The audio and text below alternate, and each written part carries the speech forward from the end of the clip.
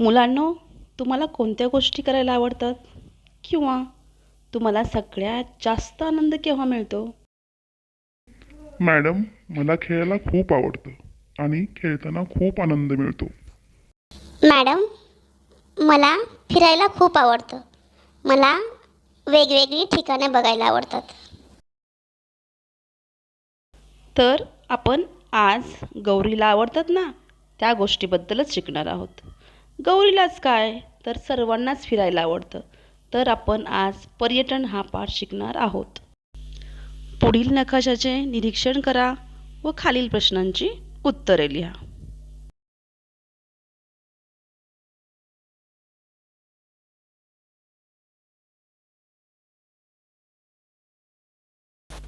कोणती पर्यटन स्थळे तुम्हाला माहिती आहेत याची यादी करा. ती पर्यटन स्थळे कशासाठी प्रसिद्ध आहेत? नकाशावरून ऐतिहासिक व धार्मिक स्थळांची यादी करा.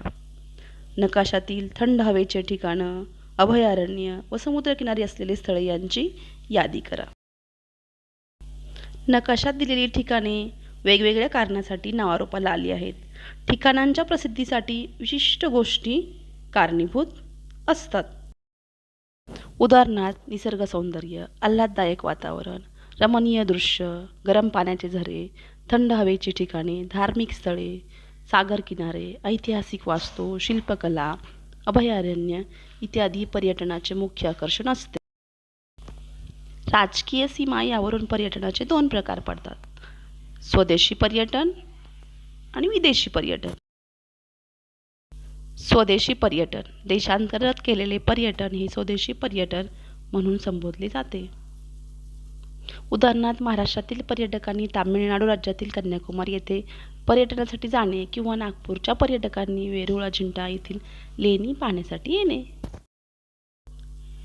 विदेशी पर्यटन आपल्या देशांच्या सीमा ओलांडून पर्यटनासाठी दुसऱ्या देशात जाणे याला विदेशी पर्यटन असे म्हणतात. उदाहरणार्थ भारतातील पर्यटकांनी पर्यटनासाठी स्वित्झर्लंडला जाणे किंवा अमेरिकेतील पर्यटकांनी पर्यटनासाठी भारतात येणे. पर्यटनाचा हेतू व पर्यटन स्थळांची वैशिष्ट्ये यावरून देखील पर्यटनाचे खालील प्रमाणे प्रकार पडतात: समुद्र पर्यटन, जंगल भटकंती, यात्रा, अभयारण्य, आरोग्यविषयक पर्यटन, साहसी खेळ आणि समुद्राखालील जीवसृष्टी. पहिला आहे समुद्र पर्यटन. या समुद्रकिनारे, समुद्रातील किल्ले, समुद्र सफारी यांचा समावेश होतो. उदाहरणार्थ गणपतीपुळे, तारकर्ली, मालवण. दुसरा आहे जंगल भटकंती. यामध्ये जंगलातील विविध प्राणी व वनस्पती यांच्याविषयी माहिती मिळते. जंगल भटकंती हा देखील पर्यटनाचा एक प्रकार आहे. तिसरा आहे अभयारण्य. अभयारण्य असलेली ठिकाणे देखील पर्यटन स्थळे म्हणून प्रसिद्ध आहेत. उदाहरणार्थ माळढोक अभयारण्य, ताडोबा अभयारण्य. चौथा आहे यात्रा. विविध धार्मिक स्थळे या ठिकाणी ठराविक दिवशी यात्रा भरतात. पाचवा आहे आरोग्यविषयक पर्यटन. चांगल्या आरोग्यासाठी वेगवेगळ्या ठिकाणी जाणे. सहावा आहे समुद्राखालील जीवसृष्टी. समुद्राच्या तळाशी जाऊन तेथे असलेल्या वेगवेगळ्या प्रकारच्या जीवसृष्टींचा अभ्यास करणे. साहसी खेळ हा देखील एक पर्यटनाचा प्रकार आहे. साहसी खेळ खेळण्यासाठी बऱ्याच ठिकाणी लोक जातात. उदाहरणार्थ scuba driving, river rafting, parasailing. भौगोलिक स्पष्टीकरण. पर्यटन हा एक महत्त्वाचा तृतीय व्यवसाय आहे. या व्यवसायातून देशाच्या सामाजिक, भौगोलिक, सांस्कृतिक, नैसर्गिक स्थितीची ओळख जगाला होते. देशी पर्यटनाप्रमाणेच परदेशी पर्यटक प्रदेशातील विविध ठिकाणांना भेटी देतात. त्यामुळे आपल्याला परकीय चलन प्राप्त होते व देशातील अर्थव्यवस्थेत परकीय चलनाची भर पडते. पर्यटन विकासाला चालना देण्यासाठी विविध माध्यमातून जाहिरात केल्यास पर्यटन व्यवसायात वाढ होण्यास मदत मिळते. अलीकडील काळात उदयास आलेले पर्यटनाचे काही प्रकार: पर्यावरणस्नेही पर्यटन, कृषी पर्यटन आणि चित्रपट पर्यटन. पर्यावरणस्नेही पर्यटन. वाढती लोकसंख्या, नागरीकरण, प्रदूषण यामुळे पर्यावरणाचा ऱ्हास मोठ्या प्रमाणात होत आहे. असे लक्षात आल्यानंतर पर्यावरणस्नेही ही संकल्पना पुढे आली. पर्यटनाचा हा पर्यावरणपूरक प्रकार आहे. या पर्यटनामध्ये पर्यावरणाला हानी पोचणार नाही, पर्यावरणाचा ऱ्हास होणार नाही याची काळजी पर्यटकाकडून घेतली जाते.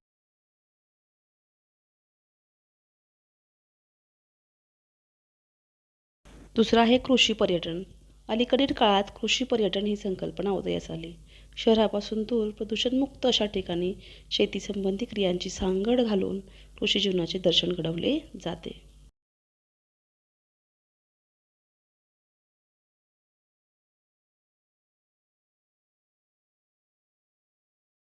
तिसरं आहे चित्रपट पर्यटन. चित्रपट पर्यटन हा एक नवीन प्रकार आहे. ज्या ठिकाणी चित्रपट चित्रीकरण केले जाते त्या ठिकाणी पाहणाऱ्यांची गर्दी पाहता चित्रपट पर्यटन हा प्रकार उदयास आला. उदाहरणार्थ रामोजी फिल्म सिटी. भारतातील पर्यटन विकासाचे महत्त्व. भारत देश नैसर्गिकदृष्ट्या व सामाजिकदृष्ट्या वैविध्यपूर्ण आहे. येथे पर्यटन व्यवसायाला भरपूर वाव आहे. भारतातील निसर्ग सौंदर्य, आकर्षक भूदृश्य, हिमालयासारखे उत्तुंग पर्वत, रमणीय समुद्रकिनारे पर्यटकांना आकर्षित करतात. याचबरोबर भारतीय संस्कृतीतील विविधता, सण, उत्सव, परंपरा, पोशाख, मसाल्यापासून बनवलेले वैविध्यपूर्ण अन्नपदार्थ व भारतीयांचे सौजन्यपूर्ण आदरातिथ्य यामुळे पर्यटनासाठी भारतात खूप संधी आहे. पर्यटन व आर्थिक विकास. पर्यटन विकासातून भारतीय अर्थव्यवस्थेला खूप मोठा फायदा होतो. पर्यटनातून उपहारगृह, वाहतूक व्यवस्था, दुकाने, मनोरंजनाची ठिकाणे इत्यादी गोष्टींचा विकास होतो. अर्थव्यवस्थेचा प्रत्यक्ष फायदा होतो. त्याचबरोबर पायाभूत सुविधांचा विकास होतो, रोजगार निर्मिती होते. पर्यटन हे आर्थिक विकासात महत्त्वाची भूमिका बजावते. पर्यटन व पर्यावरणीय विकास. पर्यावरणीय विकासासाठी पर्यटन उपयुक्त ठरते. पर्यटनाच्या उद्योगातून नैसर्गिक ठिकाणे, अभयारण्य, राष्ट्रीय उद्याने यांचा विकास होतो. पर्यटन व आरोग्य. भारतामध्ये काही पर्यटक हे आरोग्य सुविधा घेण्यासाठी येतात. पर्यटक स्थळांना भेटी देण्याबरोबरच ते भारतीय आयुर्वेद, योगशास्त्र, प्राणायाम, शारीरिक सुदृढता, मनशांती मिळावी हा यामागचा हेतू असतो. पर्यटन व सामाजिक विकास.